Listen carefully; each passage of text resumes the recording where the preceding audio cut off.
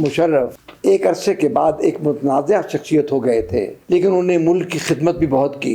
बाद में जब उन्होंने कहा कि मैं सदर भी रहूं और चीफ एग्जेक्टिव भी रहूं, और फिर उन्होंने पीसीओ लगाया और जज साहिबान को निकाला, तो उससे फिर उनकी गिरफ्त निकल गई और वो बहुत अनपॉपुलर हो गए। अल्लाह ताला जनरल मुशर्रफ को गरीक रहमत करे, उनके दर्जात बुलंद करे और उनको करवर करवर जन्नत नसीब अता फरमाए।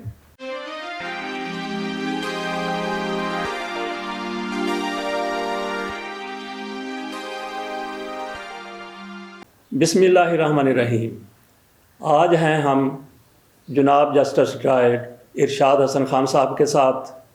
पाकिस्तान के चीफ जस्टिस रहे। इन्होंने जनरल ज़ियाउल हक से लेके उनके बाद आने वाले हुक्मरानों के साथ काम किया, बड़े बड़े ओहदों पर काम किया।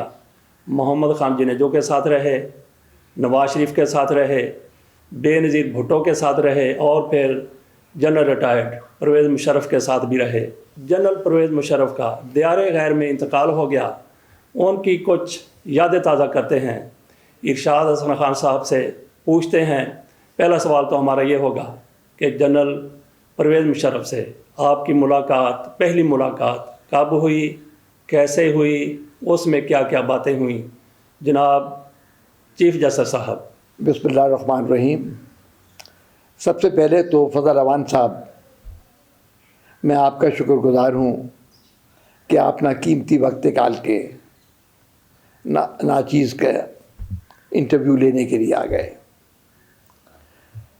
अल्लाह ताला जनरल मुशर्रफ को गरीक रहमत करे, उनके दर्जात बुलंद करे और उनको करवर करवर जन्नत नसीब अता फरमाए।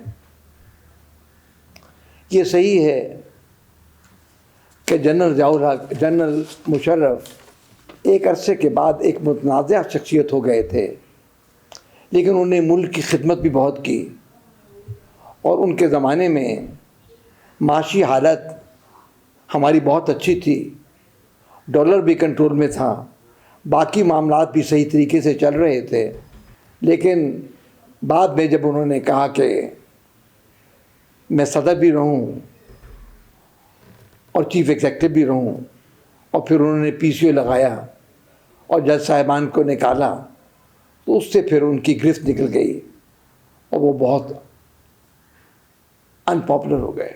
आप पूछना चाह रहे थे कि मेरी उनसे मुलाकात कब हुई। Justice Saeeduzzaman Siddiqui chief justice थे जब मार्शल लॉ लगा। मार्शल लॉ चलता रहा और जुडिशरी की तरफ से कोई डायरेक्शन और ऑर्डर नहीं किया गया, कोई इंटरिम ऑर्डर नहीं किया गया। लेकिन जब पीसीओ लगा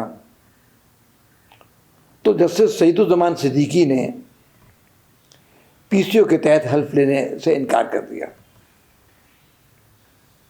उसके बाद नेक्स्ट सीनियर सुप्रीम कोर्ट का जज मैं ही था और आइन के मुताबिक जब चीफ जस्टिस का ओहदा खाली हो तो जो फिर नेक्स्ट सीनियर जज होते हैं उन्हें ही तैनात किया जाता है।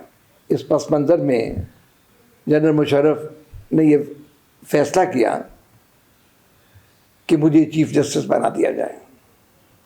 जब मैं इस सिलसिले में ईवान सदर गया और बाकी जज साहिबान भी गए जिन्होंने ओथ लिया, तो मैंने सबसे पहले, ये मेरी पहली मुलाकात थी, तो मैंने सबसे पहले जनरल मुशर्रफ से ये कहा कि आप मुझे ओथ देने से पहले जो आपने सिक्योरिटी और इंटेलिजेंस एजेंसीज सईदुज़्ज़मान सिद्दीकी साहब के घर पे तैनात की हैं उन्हें हटाया जाए। और उन्होंने मेरे कहने पे फ़ौरन जो वह एजेंसीज के अफसरान वहाँ खड़े हुए थे और उनकी मूवमेंट रिस्ट्रिक्ट थी, वो उठा ली। उसके फ़ौरन बाद मैं अपने साथियों के समेत, जिसमें कुछ हयात है और कुछ अल्लाह को प्यारा हो गए, जस्टिस एजाज निसार साहब, जस्टिस राजा अफरा साहब, जस्टिस मुनीर शेख और जस्टिस रियाज अहमद और गालिबन जस्टिस आरिफ चौधरी, तो उनको मैं लेके चीफ जस्टिस साहब के पास गया हो लेने के फ़ौरन बाद। तो मैंने कहा कि सईदुज़्ज़मान सिद्दीकी साहब, माशरा लगे तो 6 महीने हो चुके हैं और आप चीफ जस्टिस रहे और आपने इस्तीफ़ा नहीं दिया। मेरी आपसे गुजारिश है कि आप ही चीफ जस्टिस रहें और फैसला दें, हम आपके साथ हैं। और मैंने उनसे ये भी कहा, मैंने अपनी किताब इरशादनामा में भी तहरीर किया कि अगर जनरल मुशर्रफ ने आपको वोट नहीं दिया तो मैं भी रिज़ाइन कर दूंगा। सईदुज़्ज़मान सिद्दीकी साहब ने माज़रत की कि मैंने बहुत सोच समझ के ये फ़ैसला किया है, लेकिन मेरी दुआएं आपके साथ हैं। मैंने कहा कि मैं अदालत में नहीं जाऊंगा जब तक आप मुझे कुर्सी पे ना बिठा के आए चीफ जस्टिस की। उनका कि नहीं, आप जाएं और मेरी दुआएं आपके साथ हैं। इन हालात में मैं चीफ जस्टिस पाकिस्तान तैनात हुआ और ये पस मंज़र था मेरी पहली मुलाकात मुशर्रफ के साथ। अच्छा, जनरल मुशर्रफ के साथ आपकी कोई तलख बातें, कोई शीरीं बातें, उनमें से जो आपको याद हों?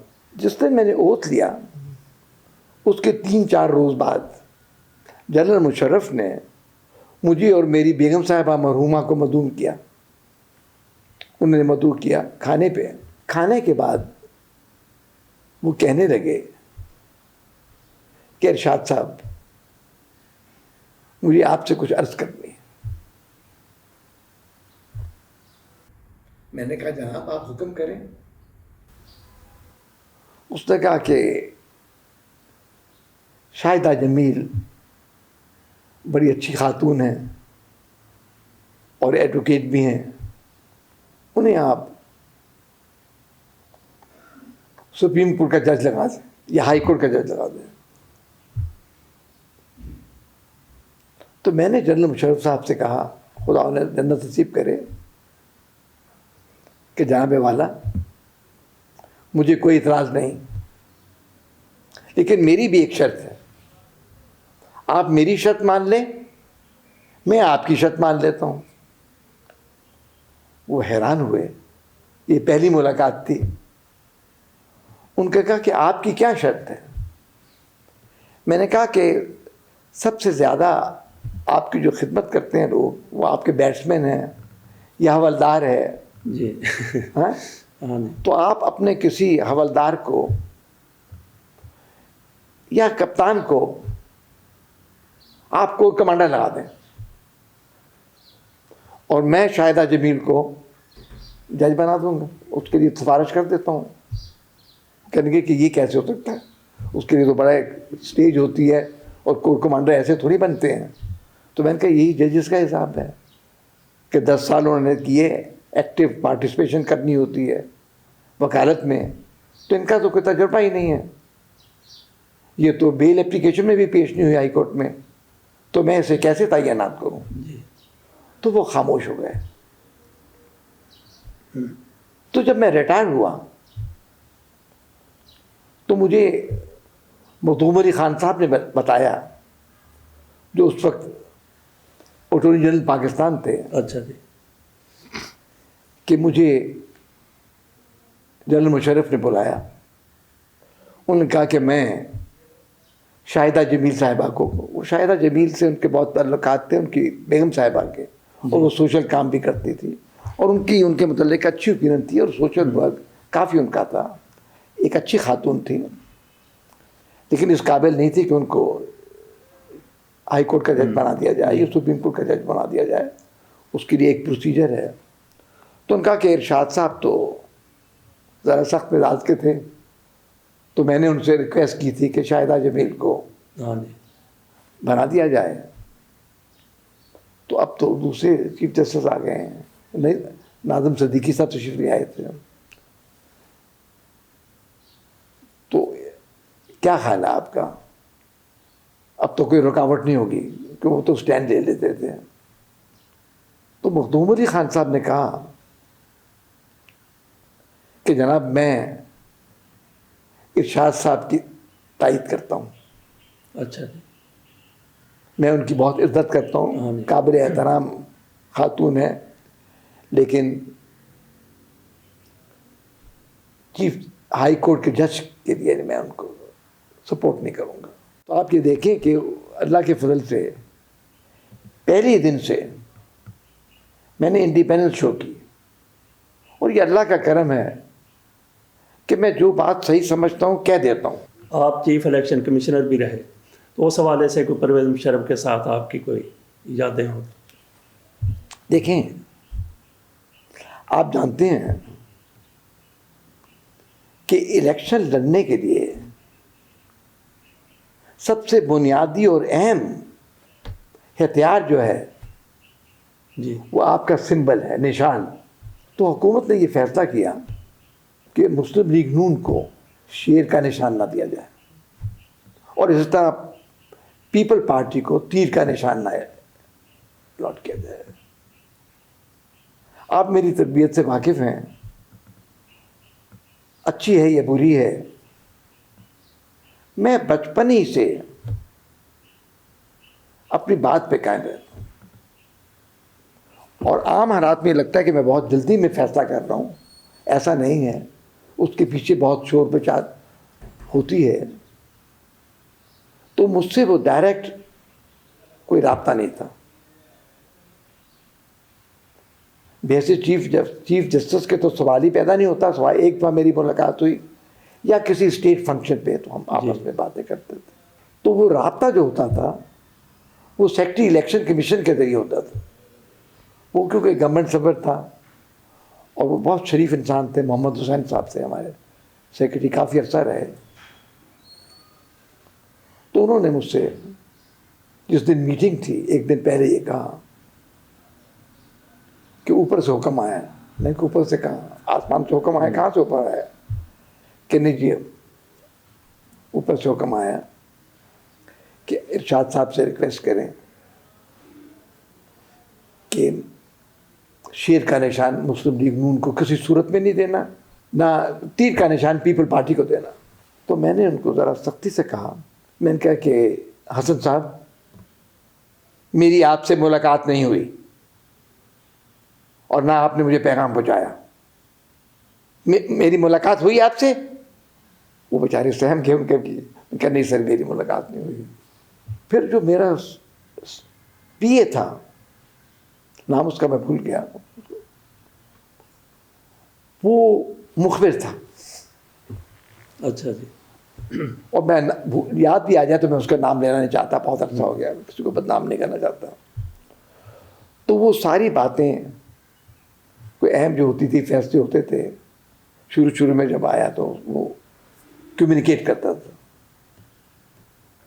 मैंने उसको बुलाया, मैं कहा देखो, मैं चीफ जस्टिस पाकिस्तान भी रह चुका हूँ और मैं चीफ इलेक्शन कमिश्नर हूँ। तो डराने के लिए मैंने उसको कहा कि मैं अब भी तुम्हें जेल में भेज सकता हूँ। अच्छा हाँ? जी। तो जिस वक्त मैं मीटिंग कर रहा हूँ, किसी का भी पैगाम क्यों ना हो, चाहे वो जनरल मुशर्रफ हो या उनका कोई नुमाइंदा हो, अगर तुमने मुझे पैगाम दिया तो मैं उसी वक्त तुम्हें जेल भेज दूँगा और तुम्हें नौकरी से भी निकाल दूँगा। वो कहने से मैं नहीं दूँगा। जब मीटिंग शुरू हुई तो जनरल हामिद साहब जो थे जी। उन्होंने फ़ोन किया सेक्रेटरी को, पीए को, कि आप चीफ इलेक्शन कमिश्नर से उसको बुलाएं, मैंने ज़रूरी बात करनी। उनका सर मीटिंग शुरू हो गई, मैं उनको आपका पैगाम नहीं दे सकता। वो हैरान हो गए कि इसकी ज़रूरत। उनका कि हम आपको डिसमिस कर देंगे। कहने जी आप तो मुझे डिसमिस करेंगे, वो तो मुझे जेल में भेजेंगे। आप जो चाहें आप मुझे कर दें, मैं पैगाम नहीं दे सकता। तो जब मीटिंग शुरू हुई तो मैंने सबसे पहले एजेंडा मुस्लिम लीग नून की सिंबल अलॉटमेंट कर दिया। राजा जफरुल्लाह साहब पेश हुए, मैं उनको बुलाया, मैंने कहा राजा साहब आप कौन सा सिंबल लेना चाहते हैं? उनका ये शेर का। ले शेर का, ये आपका सिंबल है। तो वो परेशान हो गए, 2-3 मिनट तक उनको यकीन ही नहीं आया। तो कहने लगे कि ये शेर छोटा तो नहीं है? हाँ? मैंने कहा इस वक्त तो बड़ा ही है, बाकी आपके इख्तियार है। तो इस तरीके से शेर का, इस तरह पीपल पार्टी की तरफ से उस ज़माने में जो पीपल पार्टी पैट्रियट के सदर थे, क्या नाम था उनका? पीपल पार्टी पार्लियामेंटेरियन के सदर मखदूम अमीन फ़हीम। मखदूम अमीन साहब बहुत शरीफ आदमी थे, अच्छे इंसान थे। उनको मैंने, हाँ जी, पेट्रियट तो दूसरा ग्रुप था ना जो निकला था उसमें। जी हाँ, उनको मैंने कर दिया। और फिर मैं ये जो थी दूसरी पार्टी में अपने साइकिल का निशान दिया उनको। जी, काफली। काफली जो थी वो पूरी मुतहदा थी ना, वो काफली की मुतहदा थी। हाँ जी। जब मीटिंग ख़त्म हो गई तो मैंने फ़ोन किया जनरल हामिद साहब को कि आपका फ़ोन आया था, क्या हुक्म है, इरशाद फरमाइए। कहने क्या कहें, कहें खाक, आपने जब फैसला ही कर लिया, हाँ जी, आप हमारी बात नहीं सुनते हैं। हाँ जी। तो मैंने कहा देखिए ऐसी बात तो एक दो दिन पहले कहनी चाहिए थी। तो कहने हमने आपके सेक्रेटरी को कहा था। मैंने कहा बड़ा नालायक आदमी है, इसको मैं आज ही फारिग करता हूँ। वो कहेंगे नहीं फारिग ना करें, क्योंकि उनके भी ताल्लुकात होते हैं इनके। तो ये देखिए ये एक बड़ा एक अहम फैसला था जो मैंने किया। इलेक्शन कमीशन ने इलेक्शन शेड्यूल जारी किया, और भी बहुत दिन थे अपने, बहुत वक्त था इलेक्शन का। तो शेड्यूल बहुत अच्छा पहले मैंने दाखिल कर दिया, जारी कर दिया था। तो हुकूमत की तरफ से पैगाम आया सेक्रेटरी साहब के ज़रिए कि आप इलेक्शन शेड्यूल को मुलतवी कर दें। उनका अपना कोई मनसूबा होगा। तो मैंने स्टैंड लिया कि एक दफ़ा मैं ऑर्डर कर दूं तो मैं मुलतवी नहीं करूँगा और ना इसमें कोई चेंज करूँगा। मेरी आदत से सब वाकिफ़ थे, मेरी इज्जत बहुत करते थे। मुशर्रफ साहब खामोश हो गए, खामोश हो गए। लेकिन मैंने अपने तौर पे समझा, बाद में मैंने अपने डिसीजन पे नज़रसानी की। तो मैंने सोचा कि एक मामूली सी बात है, अभी कौन सा इलेक्शन हो रहा है, अगर हुकूमत कहती कि इसको आप थोड़ा अर्सा पोस्टपोन कर दें तो मैं पोस्टपोन कर देता हूँ। लेकिन मुझे सियासी नुमाइंदों से भी, उनको पॉलिटिकल पार्टी से तो मैं रब्ता करूँ। चुनांचे मैंने सब पॉलिटिकल पार्टी से रब्ता किया और सब ने मुत्तफ़िका तौर पे ये कहा कि आप इसको पोस्टपोन कर दें। जी। राजा ज़फ़रुल हक साहब ने इसकी मुखालफत की। उनका कि नहीं करें जी, हमने अपनी तैयारियां कर ली हैं, आप शेड्यूल को जारी रखें। मैंने अक्सरियत की राय मानते हुए उसको कुछ दिनों के लिए पोस्टपोन कर दिया। जब मैंने पोस्टपोन किया तो नवाज शरीफ साहब ने अपने नॉमिनेशन पेपर फाइल कर दिए। हुक्मरान के कान जी कच्चे होते हैं, तो जो कोई बात कहे उनके हक की और किसी के खिलाफ की उसको वो मान लेते हैं। एजेंसी भी मेरे खिलाफ थी, बहुत से लोग मेरे खिलाफ थे, क्यों मैं किसी की बात नहीं सुनता था और वो ही नहीं चाहते थे कि ये बंदा कायम रहे, कोई रास्ता, कोई बहाना ढूंढते थे कि इसको फारिग करवाया जाए। तो किसी ने ये इत्तला दी कि इरशाद हसन खान ने नवाज शरीफ को फेवर करने के लिए इलेक्शन शेड्यूल मुलतवी कराया ताकि वो अपनी नॉमिनेशन पेपर फाइल कर सके। जी। मुझे मुशर्रफ साहब ने बुलाया और साथ जनरल हामिद भी बैठे हुए थे। जी। तो बड़े मोहब्बत से, अदब से मेरे साथ पेश हुए। उन्होंने कहा इरशाद साहब एक बात बताएं। सर हुक्म। क्योंकि जब हमने आपसे दरख्वास्त की कि शेड्यूल को चेंज कर दें, जी इसको मुलतवी कर दें हाँ जी कुछ दिनों के लिए, इस पर तरमीम कर दें। आपने इनकार किया कि मैं एक दफ़ा फैसला करके उस पर तरमीम नहीं करता। और उसके बाद फिर आपने हमसे पूछे बगैर, हमसे तो आपने नहीं पूछा, हमारी रिक्वेस्ट थी, आपने इसको मुलतवी कर दिया। उसके नतीजे में मियाँ नवाज शरीफ ने नॉमिनेशन पेपर फाइल कर दिए। तो क्या आपने ये फैसला उनके इंटरेस्ट में किया? मैं थोड़ा सा तैश हो गया, लेकिन मैं उनकी अज़मत को सलाम करता हूँ। वेरी बड़े साबिर और ठंडे दिल के आदमी थे, पेशेंस था उनमें बहुत। मैंने कहा कि जनरल साहब, ये अल्फाज थे मेरे, मैं कहा sir, you are holding a gun in your hand and wearing a uniform. If I'm not afraid of you, do you think I'll be afraid of Nawaz Sharif? मैंने कहा जाना बेवाना, आपके हाथ में बंदूक है और आप वर्दी में हैं और चीफ ऑफ आर्मी स्टाफ हैं। जब मैं आपसे नहीं डरता तो मैं क्या नवाज शरीफ से डरूंगा? लेकिन आपको अगर मुझ पर एतमाद नहीं तो फ़ौरन लाएँ कागज़ पेन से, मैं अभी आपका अपना इस्तीफ़ा देता हूँ और मेरा इस्तीफ़ा अभी मंजूर करें आप, और मुझे बताएं कि आपको मुझ पर एतमाद है या नहीं है। तो वो बेसाख्ता उन्होंने जवाब दिया कि हमें आप पे इतना पूरा एतमाद है। मैंने भी सोचा कि ये सदर के उहदे भी कायम है, आर्मी चीफ है, आर्मी चीफ भी हैं जी और सदर भी हैं, और मुझे इनकी इज्जत करनी चाहिए। मेरा रवैया भी ठीक नहीं है, हैं? लेकिन उन्होंने बड़े तहम्मुल से मुझे जवाब दिया। तो मैंने फ़ौरन ही जो मैंने अपना गुस्सा दिखाया उसको मैंने नॉर्मलाइज कर दिया। मैंने कहा लेकिन एक बात है, अब मैं सोचता हूँ कि पोस्टपोन करने से पहले मुझे पूछना चाहिए था गवर्नमेंट से भी, क्योंकि जब गवर्नमेंट की ये रिक्वेस्ट थी कि इसको पोस्टपोन ना किया जाए जी, तो उस जब सियासी जमातों को से मशावरत की थी तो हुकूमत से भी मशावरत करनी चाहिए थी। जी आपने जनरल ज़ियाउल हक के दौर में भी मौजूद थे, लॉ सेक्रेटरी थे, और उसके बाद आपने मियां नवाज शरीफ साहब के साथ भी काम किया, बेनज़ीर भुट्टो, फिर मुशर्रफ। अच्छा, आपसे अगर पूछा जाए कि इन हुक्मरानों के साथ मुवाजना करते हुए आपने कौन सी परवेज़ मुशर्रफ में इनफरादियत देखी, मनफी या मुस्बत? देखें, परवेज़ मुशर्रफ जो थे वो सियासतदान नहीं थे,